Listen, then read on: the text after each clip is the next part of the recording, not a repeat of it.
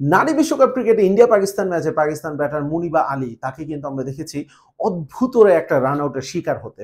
Popping ক্রিজের ভেতরে তার bat মাটি স্পর্শ করেছিল একবার, কিন্তু যখন স্টাম্পটা ভেঙেছিল তখন কিন্তু ব্যাটটা বাতাসে উঠে গিয়েছিল। এখন প্রশ্নটা হচ্ছে, তাকে যে থার্ড আম্পায়ার আউট দিয়েছেন সেটা কি আউট ছিল?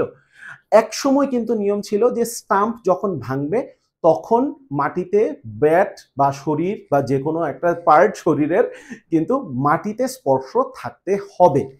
সেই নিয়ম অনুযায়ী মুনিবা আলী কিন্তু আউট হবার কথা, কিন্তু সেই নিয়মটা আবার পরিবর্তন হয়েছে, যেটা আইসিসির রুল নাম্বার 30.1.2। সেখানে কি লেখা আছে, যদি ব্যাটার রান কমপ্লিট করার জন্য দৌড়ানোর সময় অথবা ডাইভ দেওয়ার সময় তার ব্যাট যদি একবার মাটিতে স্পর্শ হয়, তারপরে স্টাম্প ভাঙার সময় যদি ব্যাট মাটি থেকে উঠেও যায়, তবু তিনি নট আউট হবেন। তবে একবার মাটিতে স্পর্শ থাকতে হবে, কিন্তু সেটা কখন? যখন তিনি রানিং বা ডাইভ দেবেন তখন। মুনিবা আলী যখন তিনি আউট হয়েছেন, না তিনি দৌড়াচ্ছিলেন, না তিনি রান কমপ্লিট করার জন্য ডাইভ দিয়েছেন, তিনি নিজের গ্রাউন্ডেই দাঁড়িয়েছিলেন এবং তখনই আনফর্চুনেটলি ব্যাটটা যখন আকাশে উঠে যায় তখনই কিন্তু স্টাম্পটা ভেঙে যায়। সুতরাং নিয়ম অনুযায়ী মুনিবা আলী কিন্তু আউট।